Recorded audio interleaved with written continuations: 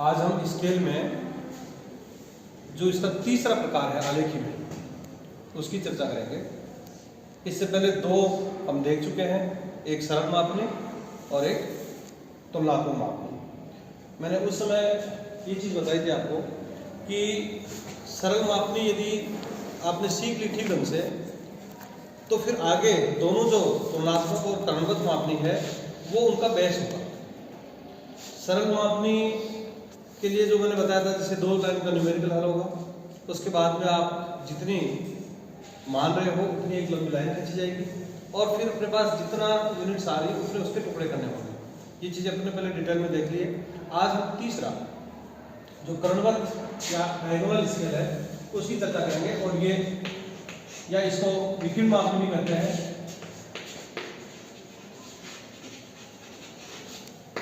Diagonal scale या मापनी वही RF होगी एक। इस डायगोनल स्केल में यानी इन सरल मापनी से और तुलनात्मक से कैसे भिन्न है? तुलनात्मक में यह होता है कि दो प्रणालियों की तुलना की जाती है, उसमें सरल सिंपली बनाते हैं। लेकिन इसमें विकिरण मापनी में खास विशेषता यह है कि किसी भी प्रणाली के 100वें हिस्से तक उसमें दिखाया जा सकता है। यानी कि इसमें 3 इकाइयों को एक साथ दिखाते हैं, जैसे गज दिखा देंगे, फीट दिखा देंगे और इंच दिखा देंगे। यानी कि 100वें हिस्से तक उस चीज़ को दिखा सकते हैं। जैसे मीटर दिखा देंगे, डेसीमीटर दिखा देंगे और सेंटीमीटर दिखा देंगे, 3 इकाइयों को एक साथ। और यूँ है कि जैसे मीटर की भी मैंने चर्चा की, तो उसमें 1 मीटर दिखाएंगे तो उसका 100वां हिस्सा क्या होगा? 1 सेंटीमीटर। तो 1 सेंटीमीटर तक उसमें हम पढ़ सकते हैं या उसमें दिखा सकते हैं। तो इसमें ये बड़ी महत्वपूर्ण इकाई है, एक तरह से बहुत महत्वपूर्ण जो है स्केल है। एक उदाहरण देते हैं अपन कि जैसे आरएफ है, मेरे साथ साथ आप ही चलते चलो। आरएफ है 1/72 पर एक क्रमबद्ध मापनी की रचना कीजिए या एक विकिरण मापनी की रचना कीजिए जिसमें 2 गज, 1 फीट व 4 इंच पढ़ सके। ये एक क्वेश्चन है, सिंपल एक क्वेश्चन है। इसको हम हल करते हैं कि कैसे हमें विकिरण मापनी बनानी है, इस चीज को हमें ठीक ढंग से देखना है। वही 2 लाइन का न्यूमेरिकल हल होगा पहले एक, क्योंकि यहाँ पर गज, फीट, इंच है तो ये तय है, जो मैंने पहले भी आप लोगों को बताया था कि हमें इसको क्या मानना है? इंच मानना है। इसे एक को क्या मानना है? इंच। मैं एक बार फिर वापस रिपीट कर देता हूँ कि यहाँ पर ये जो आ रहा है ये हमेशा कागज पर होगा और ये वाली जो दूरी होती है वो धरातल पर होती है, यानी कि वास्तविक दूरी। ठीक है, इस यहाँ पर इसको हम क्या मानेंगे? इंच मानेंगे या सेंटीमीटर मानेंगे?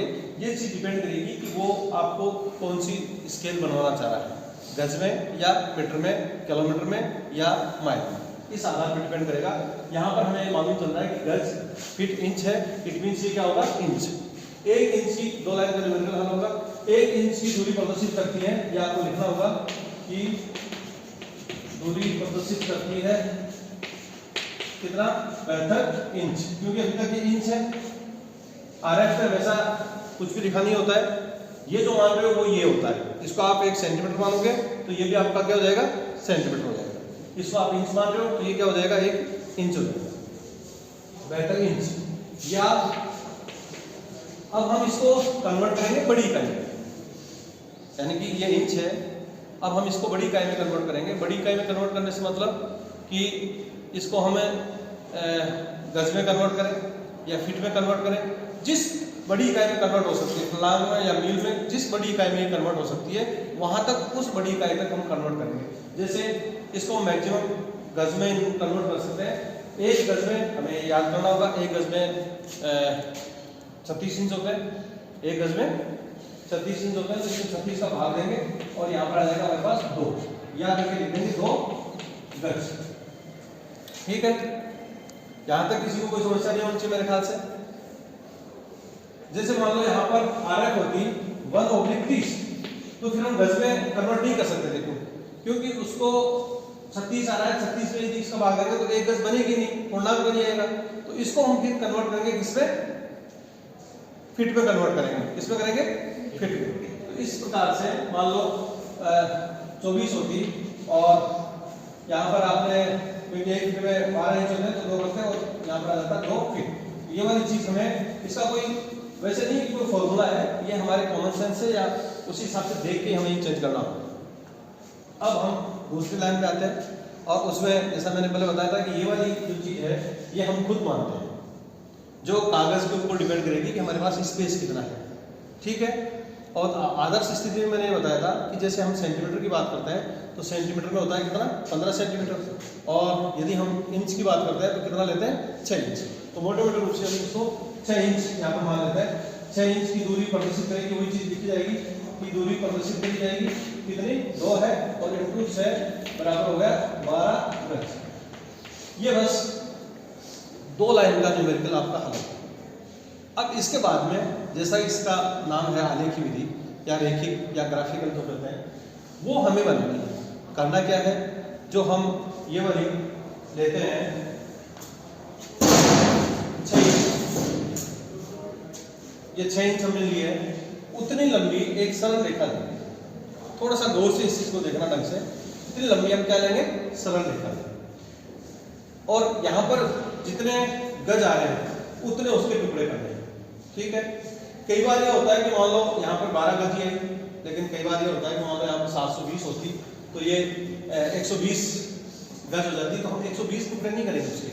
हम ये चीज भी, इसका भी कोई निश्चित फॉर्मूला नहीं है, ये भी हम हमारे कॉमन सेंस से करना होगा कि हम कहाँ तक। लेकिन होता यह है कि सामान्यतः छोटे से छोटे भागों में हम उसको बांट सकें, छोटे से छोटे भागों में उसको बांट सकें। लेकिन इसका मतलब ये भी नहीं है कि इतने छोटे भाग में कि उसकी कंघी बन जाए। तो ये चीज यहाँ पर बिल्कुल सरल तरीके से स्पष्ट हो रहा है कि 12 गज है, 6 इंच है, तो सीधा सीधा सा होगा कि आधे आधे इंच के टुकड़े हो जाएंगे और कुल मिला के इसके 12 टुकड़े करने। ठीक है। तो एक अच्छे से मालूम है आपको कि लेफ्ट वाला जो भाग है जिसमें हम सब डिवीजन या उपभाग या उससे छोटी इकाई दिखाते हैं, उसके लिए हम एक इसको रखते हैं। तो यहाँ पर 0 1 2 3 4 5 6 7 8 9 10 और 11, ये हो गई आपकी 25। ठीक है।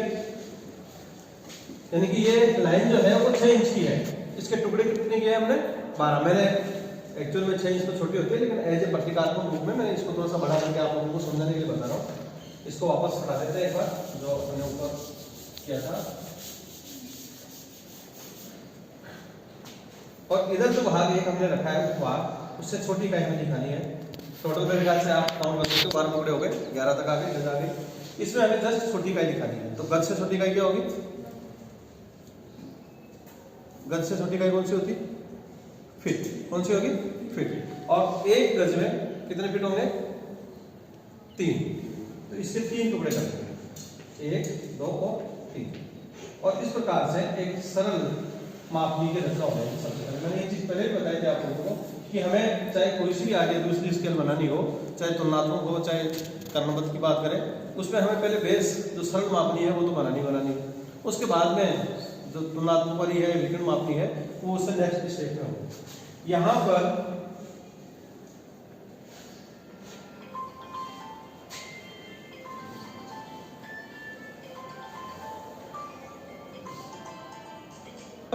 सरल मापनी के बात करें, क्योंकि इसमें मैंने एक चीज बताई थी कि 3 इकाइयां दिखाते हैं एक साथ।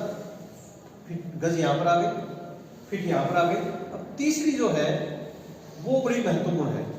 वो इस तरफ, यहाँ से जो लास्ट कोना था इसको हम ऊपर की तरफ बढ़ाते हैं एग्जैक्टली, और यहाँ पर जो कोण होगा वो भी 90 डिग्री का होगा।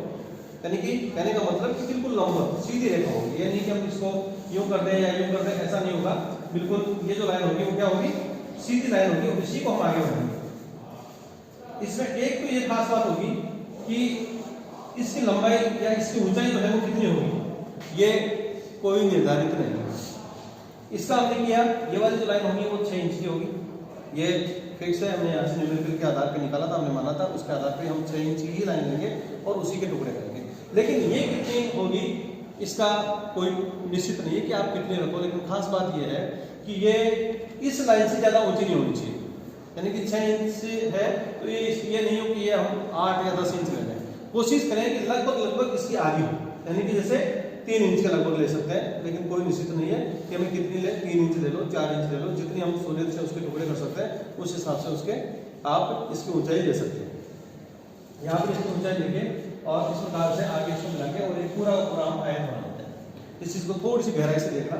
यहाँ पर वापस जो नीचे टुकड़े किए हैं उसी प्रकार से ऊपर की तरफ भी टुकड़े हो जाएंगे और ये 0 वाला भाग हो गया और ये जो है वो सीधा 1 और यहाँ पर ये 2 सारे टुकड़े जो है वो समान होंगे, 3 4 और 5 6 7 8 9 10 और 11। ठीक है, यहाँ तक मेरे ख्याल से सबके समझ में आ रहा है। अब बात आती है कि इसके भी 3 टुकड़े करने में, और यहाँ पर जो महत्वपूर्ण बात है कि कैसे इसको करणवत या विकिरण मापनी करते हैं, वो यहीं पर जैसे इसके क्या करेंगे कि हम इसके सीधे टुकड़े नहीं करेंगे, बल्कि क्या होगा कि 0 वाला जो है वो 1 में मिलाएंगे। इस प्रकार से इसको 1 में मिलाएंगे। 1 वाला जो है वो किसमें मिलेगा, 2 में, और 2 वाला जो है वो मिलेगा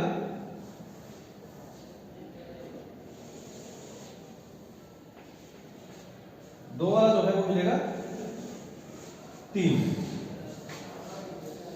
और यहां पर ये जो विकिरण डल रहे हैं, जो तिरछापन है, जो तिरछी लाइनें डली हैं, इसी के आधार पर इसका नाम भी जो है वो करणवत या विकिरण मापनी पड़ेगी। अब महत्वपूर्ण बात यह है कि ऐसा क्यों किया गया। मैंने अभी ऊपर जो क्वेश्चन था उसमें यह था कि जो दूरी पड़ी जाए वो 2 गज 1 फीट और 4 इंच। यहाँ पर 0 कर देंगे, और खास बात है कि इसके भी 12, क्योंकि इससे जस्ट होती गई फिट, यहाँ पर फिट आ जाएगा 3 फीट, फिट से छोटी गई वो 20 इंच, इसके 12 टुकड़े कर देंगे।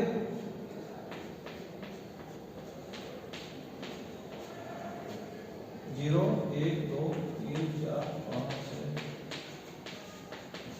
और 12 और यहाँ पर लिख देंगे इंच। मैंने पहले भी एक चीज बताई थी आप लोगों को कि यदि हम सारा काम हिंदी में कर रहे हैं तो हिंदी में करना होगा, वहाँ पर गज लिख रहे हैं तो यहाँ पर फीट लिख रहे हैं और यहाँ पर हमें इंच लिखेंगे। यदि आप अंग्रेजी में कर रहे हो वहाँ पर यार्ड लिखना, यहाँ पर भी आप फीट लिखना और यहाँ पर आप इंच अंग्रेजी में लिखना। ठीक है, ये सिमिलरिटी आप जब उसमें आपकी फाइल में काम करो उस समय ये चीज आनी चाहिए। अब जो 2 गज और 1 फीट और 4 इंच, 2 फीट यहाँ पर आ जाएगी ये वाली, और 4 इंच होगी यहाँ पर, और फिट जो होगी वो यहाँ पर होगी। ये इस चीज को थोड़ा सा बारीकी से समझने की जरूरत है आपको। यहाँ पर 1 फीट 4 इंच यहाँ से, और आगे कितने तक, 2 फीट तक। ये वाली जो दूरी है, ये दूरी एक्चुअल में कागज पर और धरातल पर होगी वो दूरी कौन सी, 2 फीट और 2 गज और 1 फीट और 4 इंच। ये जो दूरी है यहाँ पर, ये दूरी आपकी धरातल पर होगी और यहाँ पर कितनी सी दूरी से वो इंगित की जाएगी, यानी कि दर्शाया जाएगा। अब यदि ये होता कि ये लाइनें सीधी होती तो यहाँ पर ये जो लाइन इस प्रकार से होती तो यहाँ पर 4 इंच में होता, तो यहाँ पर ये वाली दूरी, ये चीज थोड़ी सी समझने की है, ये इतनी दूरी कम हो जाती है एक्चुअल में। इसलिए इस प्रकार से लाइनें जो है वो तिरछी होती हैं। इसी चीज को यदि मैं आप लोगों को, क्योंकि समझने वाली चीज यही है कि यहाँ पर ये विकिरण क्यों डालते हैं और उस चीज का क्या असर होता है, क्योंकि एक्सटर्नल जो आता है कई बार वो भी पूछता है और हमें समझ भी इसी चीज की होनी चाहिए। मैं एक बार इसको रख लेता हूँ और केवल इसी चीज को देखते हैं कि ये तिरछीपन है नहीं हो तो क्या होगा, और यदि ये चीज है तो उसका क्या फर्क होगा।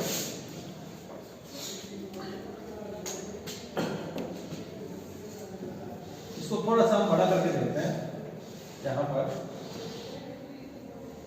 3 टुकड़े कर लेते हैं, ये फीट वाला दिखा रहा है और यहाँ पर ये जो है वो इंच का दिखा रहा है।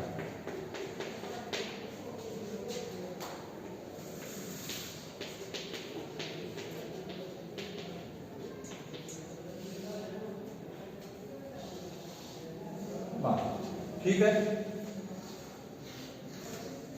यदि हम इसको इस प्रकार से सीधा मिलाते हैं तो ये तरीका है, लेकिन हम इसमें कणों को मापने में सीधा नहीं मिलाएंगे। यहाँ पर ये जो 0 है 1 फीट 2 फीट और 3 फीट, एक वाला आएगा किसमें 0 वाला आएगा 1 में, एक वाला आएगा किसमें 2 में, और 2 वाला आएगा किसमें 3 में। अब यहाँ पर अपने 4 इंच की बात की थी और मैंने ये बताया था कि यदि 1 फीट पे 4 इंच की बात करते हैं तो सीधी यदि लाइन होती, सीधी लाइन होती तो वो क्या होती यहाँ पर, लेकिन तिरछी होने की वजह से वही कहां पर यहाँ पर, क्योंकि यदि ये लाइन सीधी ही होती तो उसमें केवल जो दूरी मापी जाती वो ये होती कि 2 गज और 1 फीट ओनली, 4 इंच उसमें नहीं है।